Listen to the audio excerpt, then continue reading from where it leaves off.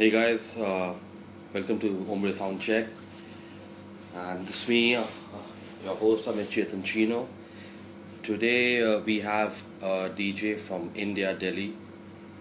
He is known for his production, his performance. He's been in business for 23 years. He has signed with 20 labels across India and over the world.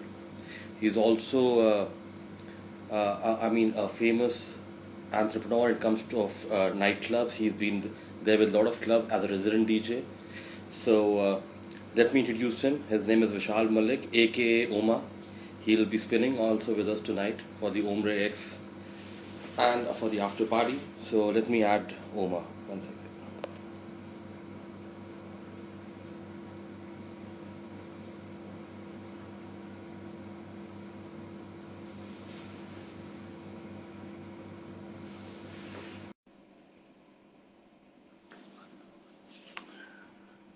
I think there's a slight bit of. Let me try again.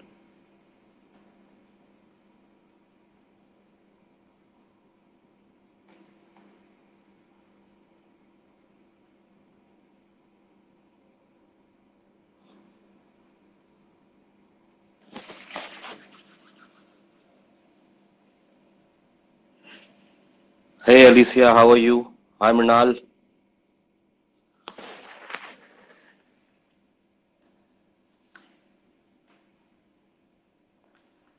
I think he's offline, but so let me tell you more about him.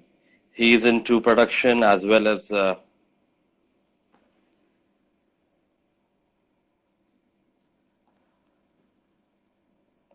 Where are you, buddy, Vishal?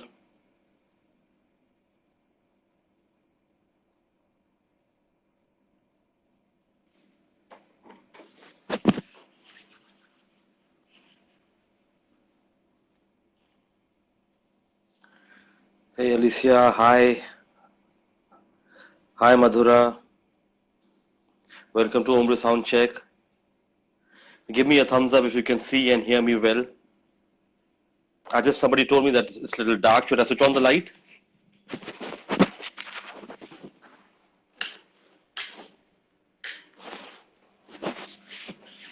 Is it better? I think it's better now. So I'm still waiting for Vishal to join in. I think let me give him a call. Hold on.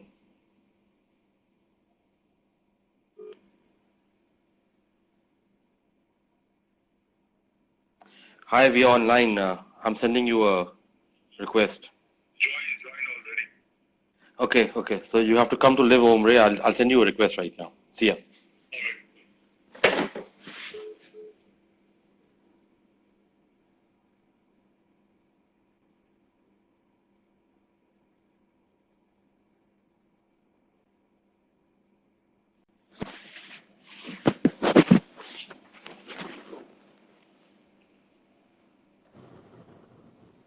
Hey, Hi Vishal. Amit. Hi. How's it How are going, you man? doing? Good to Good see to you. see Good you to. here.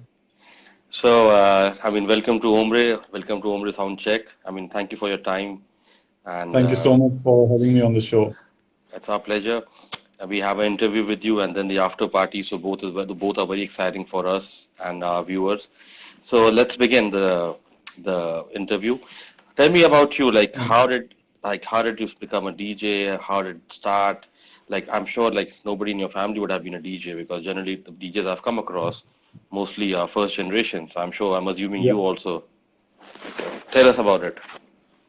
Well, there was nothing called DJing even around my vicinity. Any other time that I was growing up or in the family, nobody had this clue of DJing being like as a profession. And it was, even if it was there, it would have been considered very unconventional.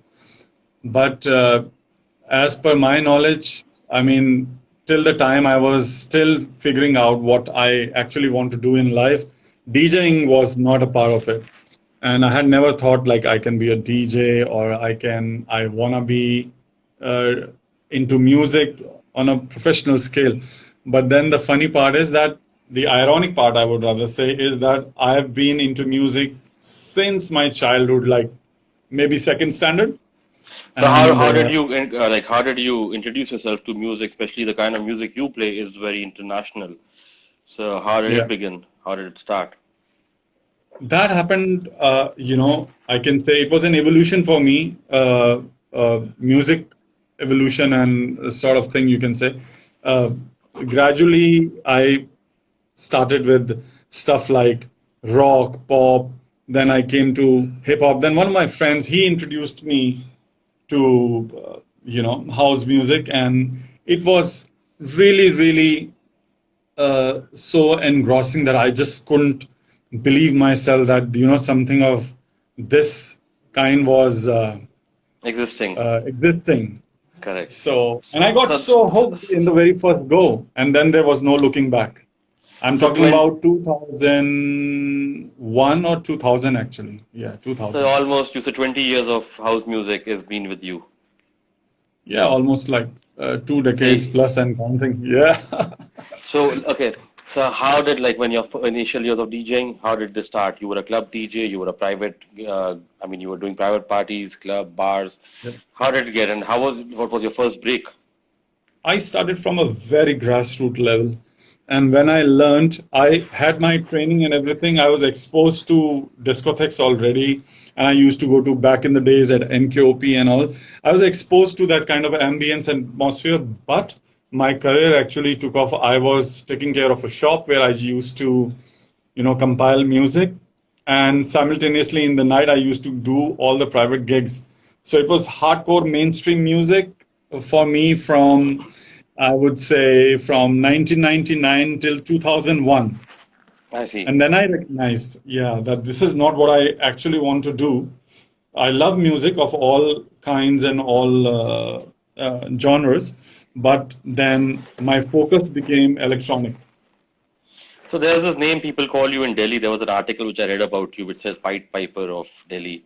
So Yeah. how did that come in? Like what made people like say that you're the Pied Piper of Delhi? It was like a Well, quite a that was quote. the media that, after looking at my profile and after seeing what's going on in totality with my overall journey, then they gave me this title of, the Pied Piper. And when people read about it, they also started saying, yeah, that kind of fits.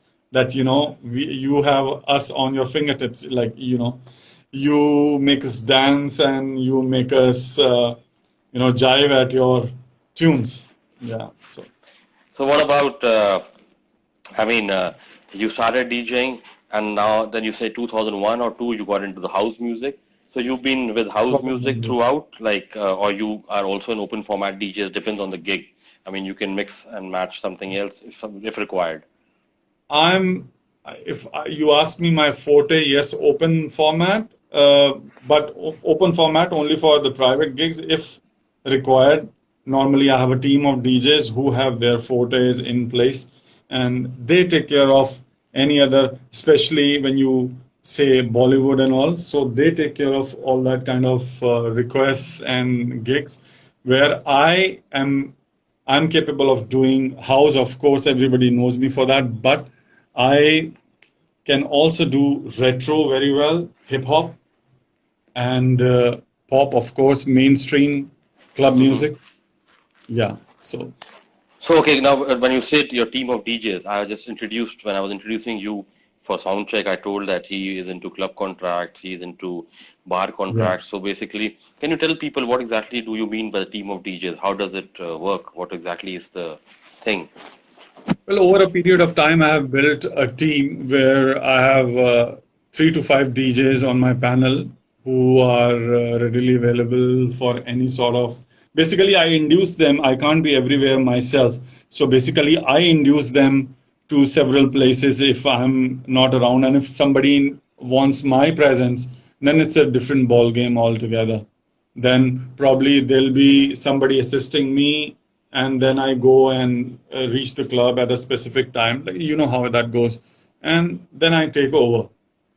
I So see. yeah, So so basically, you have contracts of nightclubs, and in that you have a you appoint them as your juniors or as your co-assistants, and you also go juniors. and you I visit the won't call clubs. them juniors. Yeah, teammates. Yes, they are You my can say team. teammate. They're like we are a family. Yeah. So you enroll them in a club, and you keep going there regular once a month. You play in the clubs, and I mean you promote the club as well. So you keep a check. Depends, yes, depends from club to club. Not once a month, like normally I've observed that it's always been, I would say, a weekly process where I show up once a week or yes, stuff like that, all alternatively, all depends basically. It's all customized. It's no hard and fast rule. Keeping in mind today's time, like COVID, like last 1 year, like now this year also started with I mean, pathetic conditions.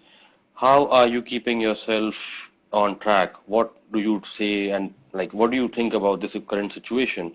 How is it affecting the DJs, the nightlife? Of course, it is affecting in a big way. What is your say in this? Well, there's no doubt about that. It has literally crippled the industry, not only our industry. Yes, it's very devastating for the entertainment industry. We are the worst hit, I would say. Everybody would say on the same lines, to be very honest. Like, no matter whatever their profession is or I whatever see. kind of business they are into. But yes, it has drastically affected the whole industry, and especially these three things you see: the hospitality industry, Mm-hmm. the travel industry, and the entertainment industry. If you see, they're all very much interlinked. So all of them have been given a big They're blow, like, I yeah, would yeah, say. they're all interconnected.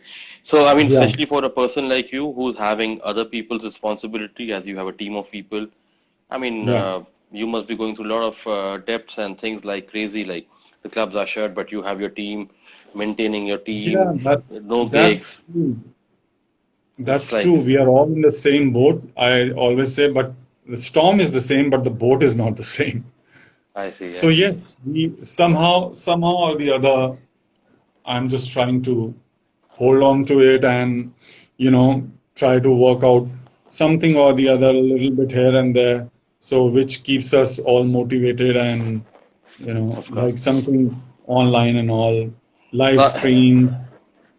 live stream, very nice, like live stream. Now, I suppose this is your first uh, virtual gig, like a first virtual festival kind of a thing where you coming and playing virtual, like in a big platform or like a small platform. You've done live streaming before.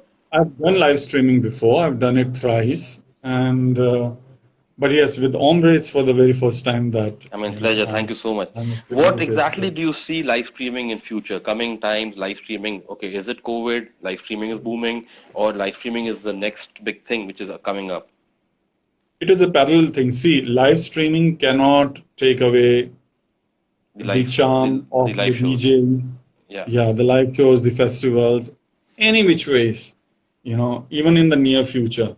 But yes, definitely, it's a technical, I would say, boom, and people are getting hooked to that as well. It's going to go parallel, as per my knowledge, parallel to the kind of stuff that we are already doing, the live gig scene.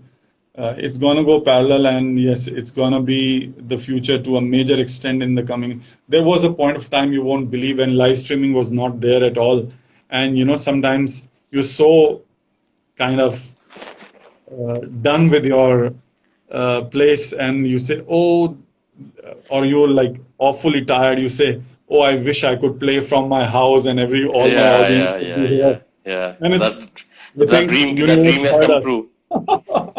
Yeah, so it's happening now, and there's no other alternative. But so I'm taking it in a stride. It's just a phase. It will pass sooner or later. I know But don't you think, it will as a come. live streaming DJ, as a live streaming artist, you have a better hold of your music because you play what you play and you choose to play, and you build your own platform, you build your own viewership, you build your own cult. I mean, in a way, if you see, live streaming gives you a better command of your music. I mean, your artistry is more evident in live streaming than in public performances.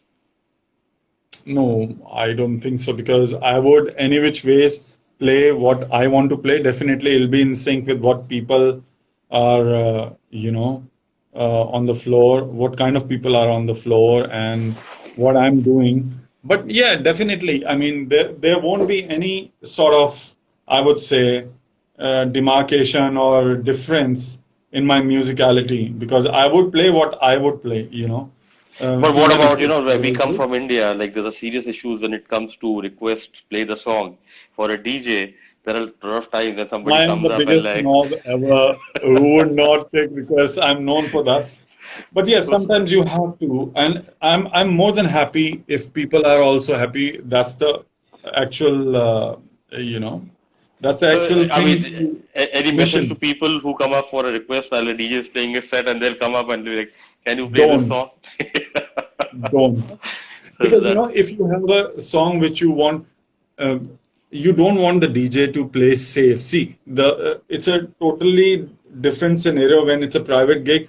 I totally understand. I'm very open for any sort of request because private scene is a different ball game altogether. But when it comes to clubs and all, you have some sort of music policy. You have some sort of respect towards the overall aesthetics of the place and how the vision of place is, what the vision of the place is, and how the team seeks it.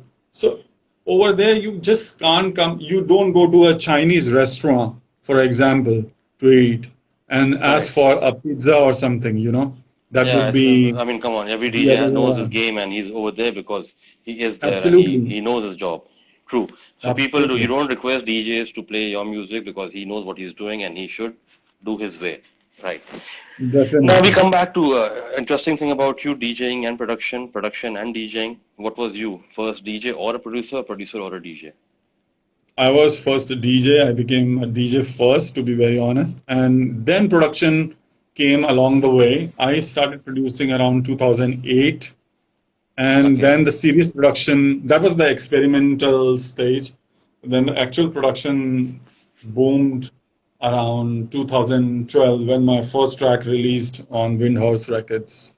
Oh, fantastic. Yeah. So this is where is this from? The record label? This is This Indian, is very Indian. much from India. Yes, Hamza I holds see. this. He's the brainchild of this, and he's doing a fabulous job. I mean, I don't have to go like I would say far away if I have to seek any folktronica sound or any sort of deep house sound because that's his forte and that's what he promotes as well.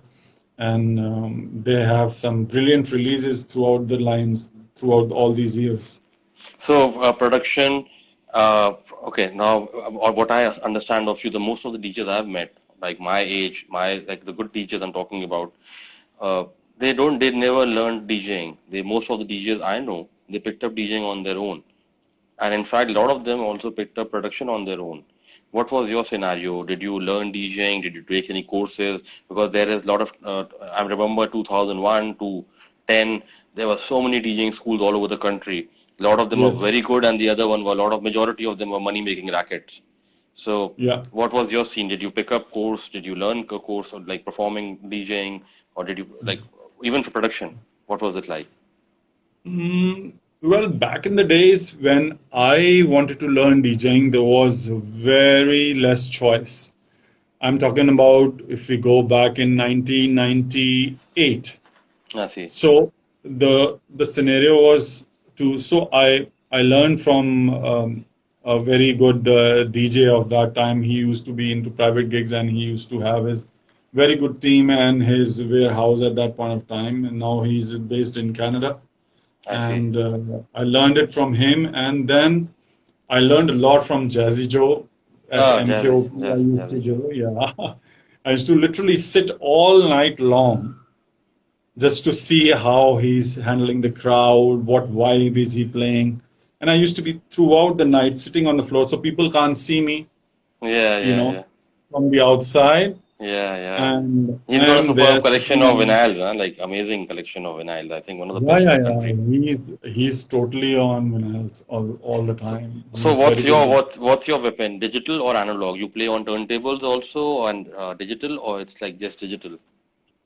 I used to play on turntables. I still have a very good record collection. I won't say very good, but yeah, I have a decent collection. I see. And now I'm on USBs as the time has prompted us. But yeah, I was on tractor as well. All depends. I don't believe So in you, what's your first love? my first Vinyl, love is definitely DJing, like turntables. CDs, turntables. Has to be, Turntables, has to yes, be. CDs. Any See, old school DJ cannot deny the fact turntables are their first love. You know, like the whole thing of DJing. You look at the turntables, you look at the whole setup. yeah, It's so sexy. absolutely. Yeah, absolutely. So, yeah, So back to your production. I mean, 20 record labels. I mean, that's a mark. It's a mark. It's yeah, commendable. 20 record labels from here to west to like everywhere. You worked abroad. You worked with some very good names, very good labels abroad as well. Why don't you yeah. tell our viewers a little bit about your labels, 20 production, whatever you did, and Well, most of my labels are all around the world. They're not from a specific place. Like there's another one from Miami. It's called Techno Music. They had released my tech house. Then there is Prison Entertainment. That was my other project, which most of the people are not very aware of. It's called Dual Disco, and me being as Oma have a different sound, and yes, Dual Disco is more of like new disco and groove of 80s also inbuilt in the same because I grew up with that music. So I was trying to like all the 80s tracks redone and rebuilt. So most of that music is on the other labels from other countries, like from Greece, Brazil, and oh all these wow, places. wow, Greece. I mean, Yeah, amazing. So five we, finger we we discount. we skipped the production part. Sorry, I just jumped the gun. Uh, so production, like you learned production on your own, or you had taken some official courses? For production, I have learned on my own. Absolutely no help. Yes, definitely. Friends are always there, and then they have given tips and tricks over a period of time. But I think production, I have come a long way by self learning and explanation to myself and Perfect. And what going software do you through a lot of recommend things. if for a new beginner, somebody who wants to become a producer, who wants to produce electronica? What software do you suggest? I mean, I've always been on Ableton Live, I and I see. think it's very decent and one of the best. I mean, if you talk of on international standards, it has a very strong sound engine, I see. and so is Logic. But no DAW is bad actually. Uh, it depends how much you know about your DAW. True. That's what makes the difference in your And production. what about like okay, for example, for a guy who wants to start up a small setup at his house. I mean, Ableton with some few machines, it will cost what like 1.5 lakhs, like 2,000 euros, 3,000 euros, like Yeah, approximately. approximately that much. And I was actually I'm talking terms with my friend. We were just discussing a portable studio I just now see. this evening.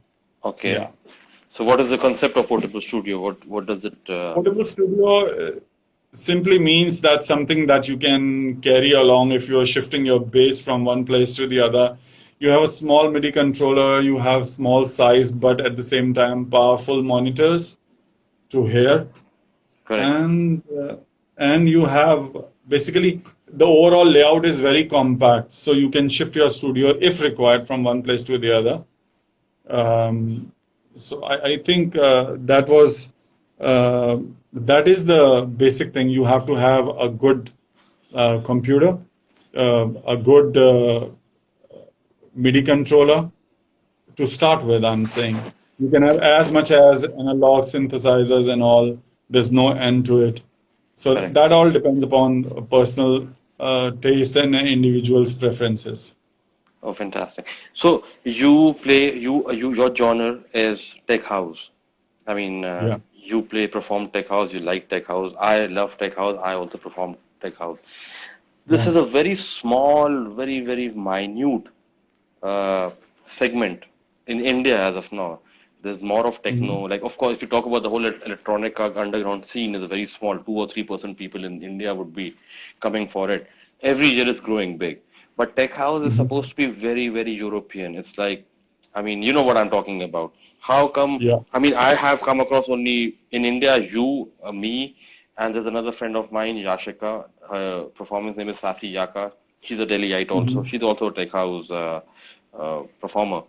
How did tech house, like, what happened with what, like, how did tech house come in? Like, why not regular techno? Why not the other genre, like in underground? How It's were a you very introduced? Yeah, it's a very personal choice. I think it all depends what you connect to. I do melodic techno as well. I do correct. indie dance, I see. techno, but I don't like driving techno. I like more of dark, minimalistic techno. I see. And the kind of stuff that this record label of ours, Homegrown, Superb, they produce. I really love that kind of stuff. And I play that kind of stuff as well. So, but the preference of like, out of the whole lot, if you say what would be your preference, I'm free to play a specific genre, then it would be tech house. I'm capable of doing all of them, but Mm-hmm. I choose to do tech house for the sake of love of it, and I find it very clean. And there's also a very thin line between cheesy tech Correct. and the Classy. kind of tech that should be played and propagated. So yeah, So leaving that to what's coming the, tonight for our viewers? What's coming for tonight? Like, what are you spinning tonight? You're playing a 1 hour set, I um, believe. yeah, I'm playing a 1 hour set. It's gonna be tech house, and uh, recently I've done a lot of research in the same genre, and so that's what it's gonna be for tonight. I'm looking forward for it. One last thing before you start your gig, and like you have time. I think we have time. What's time now? It's we got like 4 5 minutes. We started the show Yeah. late. Yeah. So Ombre, what do you think about Ombre, the whole platform, the app? Like it's a new thing. We are the first one in India. In fact, not in India, maybe in Right. Asia also. So, what's your opinion? Tell us something about Ombre. What do you feel about Ombre? How is it? I still have to dig deep into Ombre, but as far as the presentation and the content and the overall persona of the app, I think it's fantastic. You're doing such a good job. And I think this kind of thing was really required where uh, music can be like one of the very prominent things. There are many others, but you started it, and the very first one to Yes, be, on a click and of button, you can go to Ombre, create your own event, yes, make create your your own own event. channel, everything. So fantastic. So, anything you would like to tell people, your fans, your family, friends, before we end up this interview and we hear you live on Ombre? Well, my only message as of now would be like, let's keep the, because everybody is so disheartened, and I just want to say that we will dance again, Sure. and we will We will dance do tonight on your those. tunes. What again? You're going to be spinning, and we'll all be jumping and dancing Yes, because yes, it's yes, one of of the most course. awaited shows. By the way, guys, I had uh, we and Vishal go back for I think what 8 10 years, and Yeah. Almost maybe 10 more. years, yeah. Yeah, and we've been in touch on social media. I mean, I happen to be living abroad, so we didn't meet in reality so much.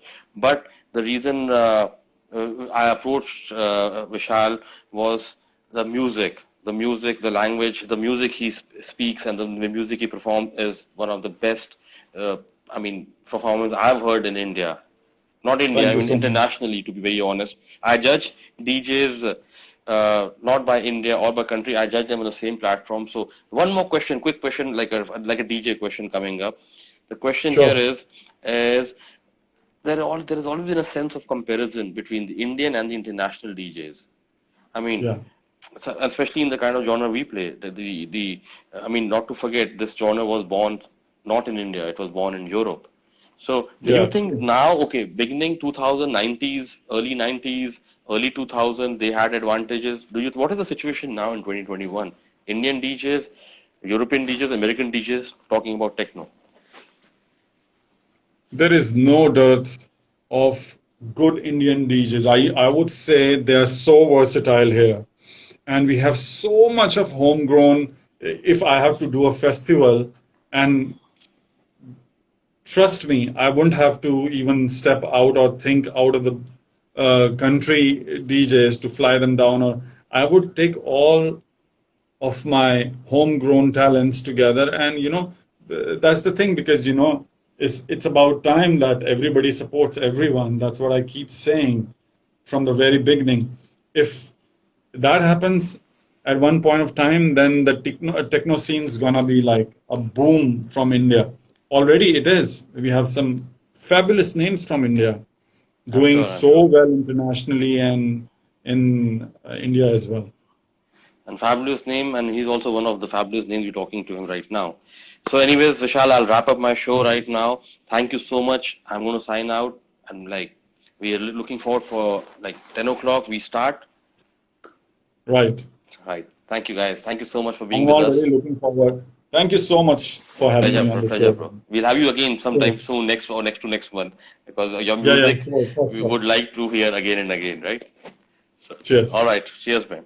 Bye. Yeah, bye bye. Take care.